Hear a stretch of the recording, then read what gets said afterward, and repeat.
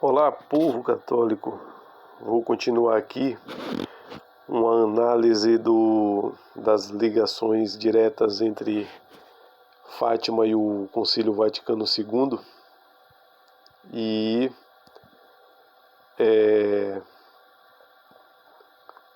baseado no livro Análise O Derradeiro Combate do Demônio, do padre Paul Kramer.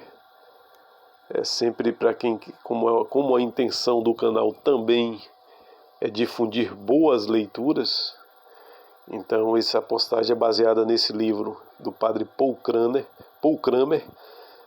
O Derradeiro Combate do Demônio. Precisamente como a Virgem Maria predisse nas aparições de 1917, a Segunda Guerra Mundial começou no pontificado de Pio XI, na altura em que Joseph Stalin, líder socialista comunista lá da União Soviética, estava a liquidar os católicos e a exportar o comunismo mundial a partir da Rússia soviética. E tem muitos católicos, que acham que não tem problema ser católico e ser socialista ou comunista, como se pudesse servir a dois senhores, servir a nosso Senhor Jesus Cristo e aos filhos de Satã, que é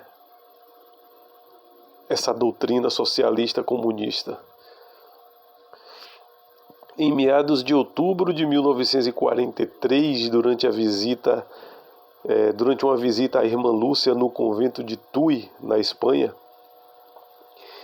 Dom José Alves Correia da Silva deu-lhe uma ordem formal para escrever o segredo. A irmã Lúcia tentou então obedecer à ordem do bispo, mas foi incapaz de o fazer nos 2 meses e meio em que se seguiu.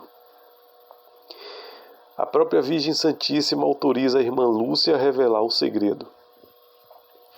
Finalmente, a Santíssima Virgem Maria apareceu de novo a Lúcia em 2 de janeiro de 1944 para lhe dar forças e lhe confirmar que era realmente da vontade de Deus que ela revelasse a parte final do segredo. Só então conseguiu a irmã Lúcia superar a sua perturbação e escrever o terceiro segredo de Fátima. Mas mesmo assim, só em 9 de janeiro de 1944 escreveu a seguinte nota ao bispo Dom José Alves Correia da Silva, informando-o de que o segredo tinha sido finalmente escrito. Já escrevi o que mandou, falou Lúcia. Deus quis provar-me um pouco, mas afinal era essa a sua vontade. Está lacrada a parte que me falta do segredo dentro do envelope e este dentro dos cadernos. Depreende-se imediatamente que o segredo implicava 2 documentos, um fechado no envelope e outro contido num caderno de apontamentos da irmã Lúcia. Não sendo assim, por que razão teria ela entregado o caderno além do envelope? Para já, concentremo-nos no que estava contido no envelope fechado. Estes pormenores são muito importantes em vista do que se lê no comentário ao terceiro segredo que o Vaticano publicou em 26 de junho de 2000. Desde o início que o testemunho unânime era que o segredo estava escrito em forma de carta, numa só folha de papel, o padre Joaquim Afonso, arquivista oficial da documentação sobre as aparições de Fátima, relata que tanto a irmã Lúcia como o cardeal Ottaviani afirmaram que o segredo estava escrito numa só folha de papel. A Lúcia diz-no que escreveu numa folha de papel. O cardeal Ottaviani, que o leu, diz-no a mesma coisa, ela escreveu numa folha de papel. O cardeal Ottaviani, então prefeito da Congregação para a Doutrina da Fé, declarou que o terceiro segredo e que este estava escrito numa só folha de papel. Testemunhou esse fato em 11 de fevereiro de 1967, numa conferência de imprensa por ocasião da reunião da Academia Pontifícia Mariana em Roma, disse o cardeal. E foi então o que fez ela, a Lúcia, para obedecer à Santíssima Virgem. Escreveu numa folha de papel em português o que a Santíssima Virgem lhe pedira que dissesse. Interessante desse segredo é que era para ser revelado ao mundo em 1960. Olha que coisa. Em 1960, Nossa Senhora falou que era para ser revelado esse segredo. 2 anos depois acontece o Concílio Desastroso Vaticano II, onde a Igreja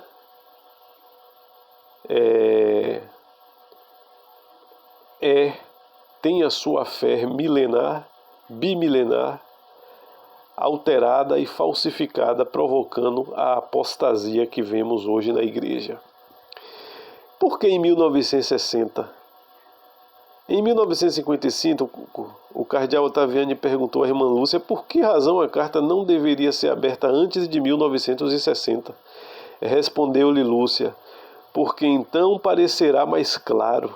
Olha só, tinha que ser revelado em 1960, porque ia estar mais claro. O próprio porquê ia estar mais claro. Relembramos que 2 anos depois haveria o trágico Concílio Vaticano II. Tinha feito com que o bispo de Leiria prometesse que o segredo seria lido ao mundo a quanto da sua morte, mas nunca mais tarde que 1960, porque a Santíssima Virgem assim o quer. E escreveu o cônego Bartas. Escreveu o seguinte: além disso, o terceiro segredo não tardará a ser conhecido, porque a irmã Lúcia, porque a irmã Lúcia afirma que é o desejo de Nossa Senhora que ele seja publicado a partir de 1960. E com respeito ao conteúdo do segredo, voltamos agora à frase reveladora: em Portugal se conservará sempre o dogma da fé, etc. Que, como indicamos num capítulo anterior desse livro, no caso, o derradeiro combate do demônio, aparece no fim do texto integral das 2 primeiras partes do grande segredo na 4ª memória de Lúcia. Sobre este ponto devemos recordar o depoimento crucial do padre Joseph Schweigert, não sei se é assim a pronúncia, a quem o Papa Pio XII confiou sua missão secreta, interrogar a irmã Lúcia sobre o terceiro segredo, e foi o que ele fez no Carmelo de Coimbra em 2 de setembro de 1952. Ao regressar a Roma, o padre Schweigert dirigiu-se à sua residência no Russicum e disse a um colega no dia seguinte: não posso revelar nada do que ouvi sobre Fátima no que respeita ao terceiro segredo, mas posso dizer que tem 2 partes. Uma fala do Papa. A outra, logicamente, embora eu não deva dizer nada, teria de ser a continuação das palavras: em Portugal se conservará o dogma da fé. Ou seja, ele ouviu a pedido de Pio XII, ele foi ter encontro com a irmã Lúcia, pediu esclarecimentos, mas o que ele ouviu, ele achou por bem, talvez aí pela gravidade das coisas, não dizer nada. A carta da irmã Lúcia, todos sabem que termina assim: em Portugal se conservará o dogma da fé, etc. O que é etc? Etc significa que tem uma continuação. Então esse padre Schweigert, ele ouviu a irmã Lúcia e ficou sabendo o significado desse etc, dessa continuação. Tanto que ele diz, tem 2 partes, uma fala do Papa, a outra, logicamente, é a continuação das palavras: em Portugal se conservará sempre o dogma da fé. Ou seja, aquilo que a irmã Lúcia parou, no ponto onde parou na carta, ela explicou todo o resto a ele, a esse padre. Confirma-se assim o que concluímos, que uma parte do segredo é, de fato, a continuação da frase, cuja conclusão o Vaticano tem ainda por revelar. Entre aspas, em Portugal se conservará o dogma da fé, etc. Fecha aspas. Esta conclusão é corroborada por muitas outras testemunhas, incluindo as seguintes. Vamos falar de cada testemunhas agora. O padre Alonso. Antes de falecer em 1981, o padre Joaquim Alonso, que foi o arquivista oficial da documentação de Fátima, durante 17 anos, testemunhou o seguinte: seria então de toda a probabilidade que o texto faça referência concretas à crise da fé na igreja e à negligência dos seus próprios pastores. Olha aí as coisas acontecendo. E às lutas intestinas no seio da própria igreja de graves negligências pastorais por parte das altas hierarquias. No período que precede o grande triunfo do Imaculado Coração de Maria, sucederão coisas tremendas que são objeto da terceira parte do segredo. Que coisas serão essas? Se em Portugal se conservará sempre o dogma da fé, pode claramente deduzir-se destas palavras que, em outros lugares da Igreja, esses dogmas vão tornar-se obscuros ou chegarão mesmo a perder-se. É uma conclusão lógica, né? Se em Portugal se conservará o dogma da fé, significa que em outras partes do mundo a fé se perderá. E é exatamente o que assistimos hoje, né? A ignorância total da fé das pessoas que se dizem católicas e a falta de catequese nas igrejas por parte das autoridades da igreja. E tantos bispos e tantos cardeais ferindo publicamente os ensinamentos da igreja e às vezes até mesmo os papas. Outra testemunha, o cardeal Ratzinger, que seria futuramente o Papa Bento XVI.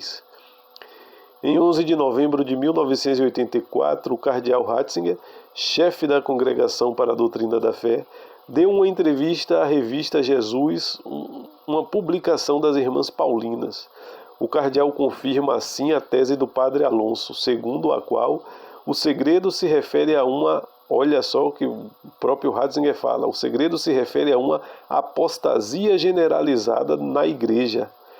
Na mesma entrevista, o cardeal Ratzinger diz que o segredo também se refere à importância dos novíssimos, últimos tempos, né, as últimas coisas, e que, se não foi tornado público, pelo menos por agora, foi para impedir que a profecia religiosa viesse a descambar no sensacionalismo.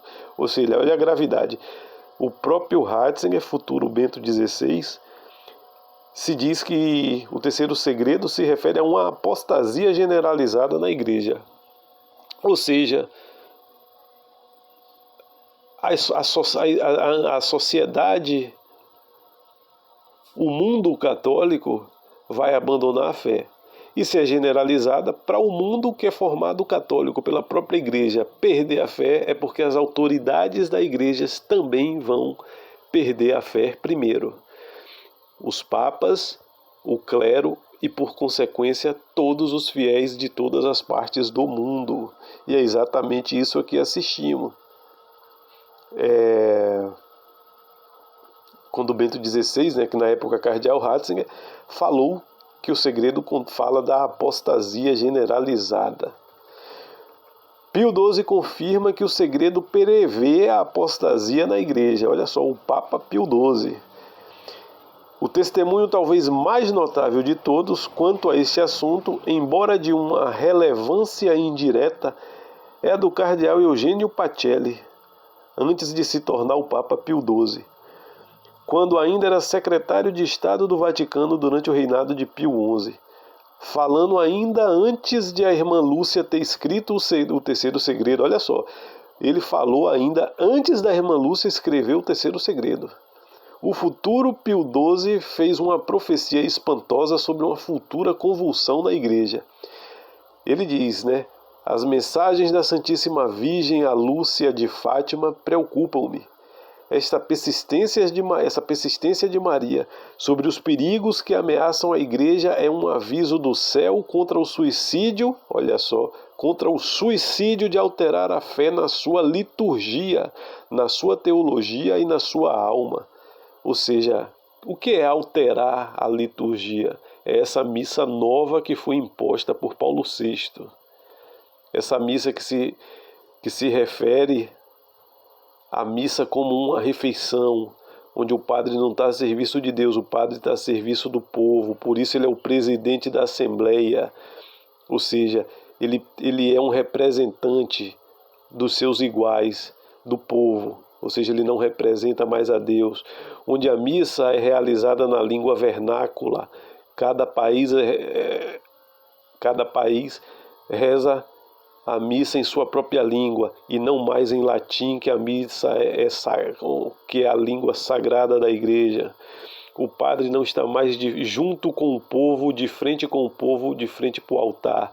O padre agora está de costa ao altar, onde ele celebrava o sacrifício de Nosso Senhor, a repetição do sacrifício, e agora ele está de frente para o povo, de costa para o altar, que simbolizava a presença de Deus, recebendo a Nosso Senhor Jesus Cristo, e agora está de frente para o povo, de frente para uma mesa, ou seja, com a intenção de negar o caráter sacrificial da missa e trocar esse dogma de fé por uma ideia de uma refeição, de um banquete protestante.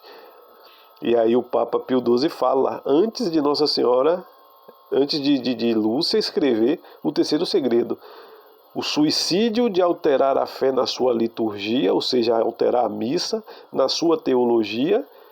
Hoje todas as verdades de fé católica são negadas e tudo aquilo que a igreja condenou é ensinado na igreja como se fosse católico, na sua teologia e na sua alma. Ouço à minha volta inovadores que querem desmantelar a Capela Mor, destruir a chama universal da igreja, rejeitar os seus ornamentos e fazê-la ter remorso do seu passado histórico. Chegará um dia em que o mundo civilizado negará o seu Deus, em que a igreja duvidará como Pedro duvidou. Ela será tentada a acreditar que o homem se tornou Deus. Nas nossas igrejas, os cristãos procurarão em vão a lamparina vermelha onde Deus os espera. Como Maria Madalena, chorando perante ao túmulo vazio, perguntarão, para onde o levaram? Olha que profecia do Papa Pio XII da época, que na época não era Papa ainda. Como é que o futuro Papa Pio XII sabia dessas coisas? É evidente que lhe foi concedido um vislumbre sobrenatural, ou que tinha conhecimento direto que uma parte das mensagens da Santíssima Virgem a Lúcia de Fátima, que até então não tinha sido revelada, previa estes acontecimentos futuros da Igreja. Pode ser um vislumbre natural, um conhecimento sobrenatural que Deus o revelou, ou ele soube com antecedência o que de fato todo o fim do terceiro segredo. Em resumo, todos os testemunhos acerca do conteúdo do terceiro segredo, desde 1944 até pelo menos 1984, a data da entrevista de Ratzinger, confirmam que este se refere a uma perda catastrófica da fé e da disciplina na Igreja, abrindo uma brecha às forças há tanto tempo alinhadas contra ela. Os inovadores que o futuro Papa Pio XII ouvia à minha volta, como ele disse, clamando pelo desmantelamento da Capela Mor e por mudanças na liturgia e na teologia católica. Olha aí, quantos católicos hoje têm consciência do que é o pecado? Quase nenhum. Esta brecha começou a ter lugar em 1960, precisamente no ano em que, como a irmã Lúcia tinha insistido, a terceira parte do segredo devia ser revelada. E o que é que acontece 2 anos depois? O Concílio Vaticano II, que provocou a alteração da liturgia católica, da teologia católica e de toda a essência católica. Então aí as coisas começam a se encaixar. Mas por que razão homens que ocupam os mais altos cargos de autoridade da Igreja cometeriam tal crime? Como observou Aristóteles, para se compreender uma ação, deve-se procurar o motivo. O motivo deriva do reconhecimento por parte dos acusados de que a mensagem de Fátima, compreendida no sentido católico tradicional, não pode conciliar-se com as decisões que eles têm vindo a tomar desde o Concílio Vaticano II para mudar toda a orientação da Igreja Católica. E ainda tem gente que se diz, estudar as coisas da igreja e ainda defende esse Concílio Vaticano II. Como isso pode acontecer? Se foi o Vaticano II que fez todo esse desmantelamento da igreja, como faz parte das profecias de Nossa Senhora de Fátima. Ou seja, a mensagem de Fátima atrapalha os seus esforços para fazerem precisamente aquilo que o futuro Papa Pio XII previu, num momento de clarividência sobrenatural, transformar a igreja numa instituição orientada para o mundo. O atual escândalo devastador no seio do clero católico não é senão um sintoma da ruinosa tentativa de modernizar a igreja, ou, dito de outra maneira, o estado atual da igreja católica é o resultado da invasão sem precedentes da igreja pelo liberalismo. É como se a igreja hoje não fosse mais a igreja. Quando a gente estuda os ensinamentos dos santos, os documentos antigos dos papas antes do Concílio Vaticano II, o catecismo romano, que foi o primeiro catecismo da igreja, a gente vê nitidamente que hoje temos uma falsa religião sendo ensinada como se fosse católica nas dependências da igreja. E como a missa é a expressão da fé, se você falsifica a fé, você também tem que colocar uma missa postiça, uma missa falsa também, para professar uma fé, para expressar uma fé falsa. Como vimos, quanto ao exemplo de Portugal em 1917, as forças da maçonaria e os seus aliados comunistas conspiraram para impedir que a mensagem de Fátima acabasse de se cumprir em Portugal. Insinuou-se que a mensagem era uma fraude ou uma ilusão infantil. Os próprios videntes foram perseguidos e até ameaçados de morte. Tal era o ódio dessas forças comunistas e maçônicas contra a Igreja Católica e a Virgem Mãe de Deus. O mesmo sucede com estas forças que hoje estão à solta por todo o mundo. Não é preciso descer aos devaneios das teorias de conspiração para saber que até 1960 os papas escreveram mais condenações e avisos sobre os manejos dos maçons e dos comunistas contra a igreja do que sobre qualquer outro tema na história da igreja. E hoje, por que eles não falam mais nada sobre esse assunto? Porque eles ficaram indiferentes à ação do comunismo e da maçonaria na sociedade. Por quê? Sobre esse ponto, não podemos deixar de considerar a infame permanente instruction, a instrução permanente da alta venda, um documento maçônico que delineava todo o plano para infiltrar e corromper a Igreja Católica no século XX. Esse documento caiu nas mãos do Papa Gregório XVI e foi publicada a pedido do bem-aventurado Papa Pio IX, pelo cardeal Cretino-Joly, não sei se é assim a pronúncia, no seu livro The Roman Church and the Revolution, a Igreja Romana e a Revolução.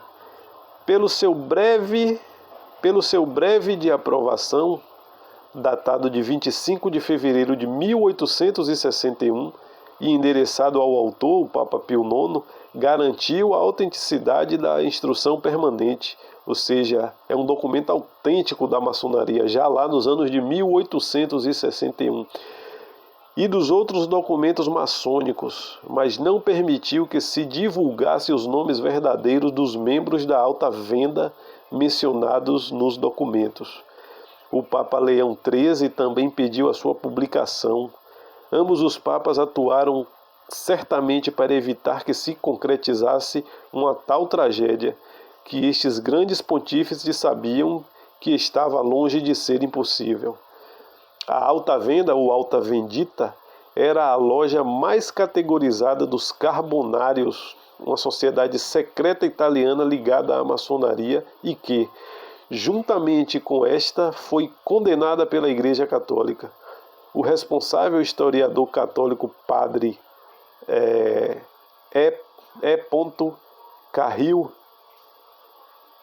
que não pode ser considerado como um maníaco das conspirações, escreveu no seu livro Freemasonry and the Anti-Christian Movement, a franco-maçonaria e o movimento anticristão. Esse é o título do livro, né? Que a alta venda ou alta vendita, entre aspas, ele disse, era geralmente considerada na altura como o centro governativo da maçonaria europeia, fecha aspas. Os carbonários estiveram especialmente ativos na Itália e na França e em Portugal, sobretudo de 1910 a 1926. No seu livro Athanasius and the Church of Our Time, Athanasius and the Church of Our Time, ou seja, Atanásio e a Igreja do nosso tempo, o bispo Rudolf Graeber, autoridade objetiva e irrepreensível que escreveu depois do Concílio Vaticano II, citou um maçom ilustre que declarou que o objetivo da maçonaria já não é a destruição da igreja, mas utilizá-la através da infiltração. E parece que deu certo, né? Hoje vemos, depois do Concílio Vaticano II, os papas, nenhum mais condenam essa grande força infernal que é a maçonaria, que é o comunismo. Nenhum deles falam mais nada objetivamente. É como se os fiéis tivessem entregue à própria sorte. Um maçom ilustre que, sim, quando ele disse isso, né, é governar a igreja através da infiltração. Por outras palavras, como a maçonaria não pode obliterar completamente a Igreja de Cristo, tenciona não só extirpar a influência do catolicismo na sociedade, como também usar a estrutura da Igreja como um instrumento de renovação, progresso e iluminação, isto é, como um meio de levar a cabo muitos dos princípios e objetivos maçônicos. É aquilo que será que isso, né? Isso é uma dúvida, será que é aquilo que está no livro, no segundo livro de Tessalonicenses, capítulo 2, versículo 4, salvo engano, que diz que o inimigo penetrará na igreja, vai se apoderar do templo de Deus. Ou seja, o inimigo, né, o anticristo, vai se apoderar do templo de Deus e falar como se fosse Deus. Será que estamos nesse período? Livro 2 de Tessalonicenses, capítulo 2, versículo 4. Quem viver, verá. Ao discutir a visão maçônica da sociedade e do mundo, o bispo Graeber introduz o conceito de sinarquia.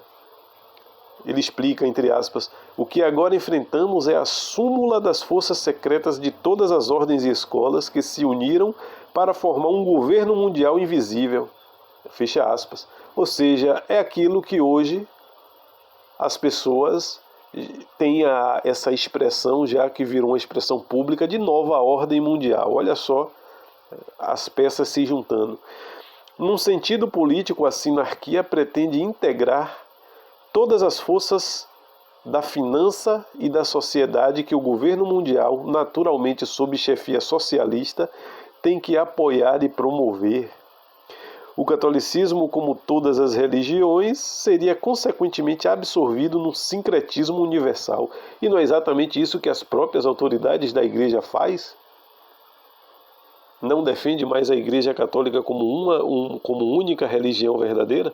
Não é isso que até os papas ficam fazendo agora? Encontros ecumênicos com as falsas religiões? O escandaloso encontro ecumênico de Assis, realizado por João Paulo II, onde ele chamou feiticeiros, magos, chefes de todo tipo de falsas religiões, colocou todas no Vaticano para fazer encontro ecumênico, na década de 80, na década lá dos anos 1980, o falecido recente Francisco não disse com todas as letras que todas as religiões são caminhos de levar a Deus. Olha aí o que está acontecendo. Está tudo diante de nossos olhos. O catolicismo se é absorvido num sincretismo universal, ou seja, como se fosse uma religião como outra qualquer. Não é mais a religião verdadeira, instituída por nosso Senhor Jesus Cristo, que é Deus encarnado e único Deus verdadeiro. Não só não seria suprimido o catolicismo, como, pelo contrário, seria integrado uma tática que já está em andamento segundo o princípio da fraternidade entre clérigos das várias religiões. É exatamente isso que estamos vendo.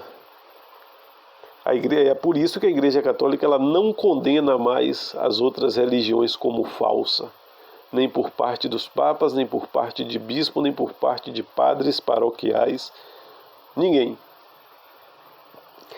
A estratégia delineada pela instrução permanente para atingir esse objetivo é espantosa, pela sua audácia e astúcia. O documento refere-se desde o princípio a um processo que levará décadas a cumprir. Os autores do documento sabiam que não viveriam para assistir o seu triunfo. Estavam sim a inaugurar uma obra que seria retomada por gerações sucessivas de iniciados, como diz a instrução permanente, entre aspas, nas nossas fileiras o soldado morre, mas a luta continua, fecha aspas. E é exatamente esse espírito, né, que os católicos que têm consciência, era para ter esse espírito, né? A instrução propunha a disseminação das ideias e axiomas liberais pela sociedade e dentro das instituições da Igreja Católica. Ou seja, a Igreja agora não vai mais difundir catolicismo, né? Vai difundir o anticatolicismo dessas ideias. Ou seja, é uma Igreja Católica difundindo ensinamentos anticatólicos. De tal modo que os leigos, seminaristas, clérigos e prelados seriam gradualmente e ao longo dos anos imbuídos de princípios progressistas. Essa nova mentalidade viria eventualmente a ser tão difusa que seriam ordenados padres, sagrados bispos e nomeados cardeais, indivíduos cujo pensamento estaria em harmonia com as ideias modernas baseadas nos princípios da Revolução de 1789, isto é, os princípios da maçonaria que inspirou e executou a Revolução Francesa, ou seja, o pluralismo, a igualdade de todas as religiões, a separação da Igreja e do Estado e a liberdade de expressão sem restrições e assim por diante. E o que é pior, tudo isso os membros da Igreja passaram a defender também como se isso fosse católico. Chega-se-ia, por fim, eleger um Papa, vindo destes meios, que levaria a Igreja pelo caminho da iluminação e renovação. Estes dirigentes católicos liberalizados deixariam de se opor às ideias modernas da Revolução. Olha aí, ou seja, papas traidores, né? Ao contrário dos papas de 1789 a 1958, que condenaram de forma unânime estes princípios liberais, mas, pelo contrário, os papas iam amalgamar esses princípios, introduzi-los na igreja ou introduziam dentro da igreja, né? Colocar tudo isso que era para ser condenado, colocar dentro da igreja como ensinamento católico. O resultado final seria um clero e um laicato católicos que marchariam sob a bandeira da iluminação, pensando ao mesmo tempo estarem a marchar sob a bandeira das chaves apostólicas, ou seja, é a falsificação da fé. Certamente, com a instrução permanente no pensamento, o Papa Leão XIII, no seu documento Humano Genus, exortou os dirigentes católicos, entre aspas, a arrancar da maçonaria a máscara com que ela se cobre e fazei-a ver tal qual é, fecha aspas. A publicação desses documentos da alta venda era um meio de arrancar a máscara, ou seja, denunciar. Hoje, vemos que ninguém denuncia mais nada. Não só não denuncia, como dentro das igrejas, pessoas acham que podem ser católicos e maçons ao mesmo tempo, sendo que sempre foi condenado e oficialmente excomungado católico que participa da maçonaria ou católico comunista socialista. Para que não se diga que nós interpretamos mal a instrução permanente, vamos agora citá-las extensamente. O que se segue não é a instrução completa, mas seção, partes delas relevante, partes importantes para mostrar. Olha as coisas que estão escritas. Começa. O Papa, qualquer que ele seja, não virá às sociedades secretas. Compete às sociedades secretas dar o primeiro passo em direção à Igreja para conquistar ambos. A tarefa que vamos empreender não é trabalho de um dia, ou de um mês, ou de um ano. Pode durar vários anos, talvez um século. Eles são pacientes, né? Mas nas nossas fileiras o soldado morre e a luta continua.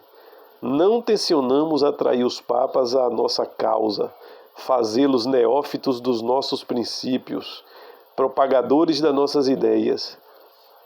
O que devemos desejar, o que devemos procurar e esperar, tal como os judeus esperam pelo Messias, é um Papa conforme as nossas necessidades. Quereis saber a razão? É que com isso, para despedaçar a grande rocha em que Deus erigiu a sua igreja, perceba que eles admitem que a igreja católica é de Deus, fundada, logicamente, por nosso Senhor Jesus Cristo, o próprio Deus encarnado. E eles continuam: já não precisamos de vinagre anibalino, ou de pólvora, ou mesmo das nossas armas. Temos o dedo mínimo do sucessor de Pedro comprometido nesta empresa. E este dedinho vale tanto para esta cruzada como todos os Urbanos segundos e todos os São Bernardos da cristandade. Olha só, né? Ele mostrando que é necessário transformar os papas em traidores. Basta ter o dedinho, esse dedinho do Papa, eles dizem, né, vale tanto para essa empreitada deles. Continua. Ora bem, para assegurarmos um Papa com as características desejadas, é preciso, em primeiro lugar, modelá-lo. E para este Papa, uma geração digna do reinado que sonhamos. Ponde de parte os velhos e os de idade madura. Dedicai-vos aos jovens e, sendo possível, até às crianças. Conseguireis sem grande custo uma reputação de bons católicos e de puros patriotas. Essa reputação dará acesso à nossa doutrina entre os jovens clérigos, assim como entrará profundamente nos mosteiros. Olha aí a infiltração aos poucos. Em poucos anos, pela força das coisas, este jovem clero terá ascendido a todas as funções, e é o que a gente vê hoje. Formará o conselho do sumo pontífice, será chamado a escolher o novo pontífice que há de reinar, e este pontífice, tal como a maioria dos seus contemporâneos, estará necessariamente mais ou menos imbuído dos princípios italianos e humanitários que vamos começar a pôr em circulação. É um grãozinho de mostarda preta que vamos confiar à terra, mas o sol da justiça desenvolvê-lo-á ao mais alto poder. Olha só a audácia desses encapetados. E vereis um dia que rica colheita esta sementezinha produzirá. Se quereis estabelecer o reino dos escolhidos no trono da prostituta da Babilônia, olha só, fazei com que o clero marche sobre a vossa bandeira, enquanto acredita que estará a marchar sobre a bandeira da chave apostólica católica. Cruel, demoníaco, satânico, tudo isso. E aí entendemos hoje porque a igreja está tão destruída. Porque não temos porque os fiéis leigos não é mais instruído a nada pelas autoridades da igreja. O clero foi abandonado pelos pastores. E quem defende o catolicismo tradicional, que é o verdadeiro catolicismo, passa a ser perseguido dentro da própria igreja, como fanático, como radical, como intolerante. Mas, assim como os inimigos não desistiram, cabe aos católicos que já têm consciência de tudo isso também ir difundindo esse conhecimento, fazendo o que ele fez, pegar um grãozinho de mostarda, jogar na terra e esperar. Porque nós temos a graça de Deus para que tudo isso aconteça. Então, é o trabalho oposto. Espero que esse vídeo tenha colaborado para a formação católica e peço, né, para quem entendeu a mensagem, para quem se situou no que está acontecendo, passe a semente adiante, jogue a semente da terra. passe o vídeo para servir de instrução a outras pessoas que também precisam saber a verdade. Por hoje ficamos por aqui.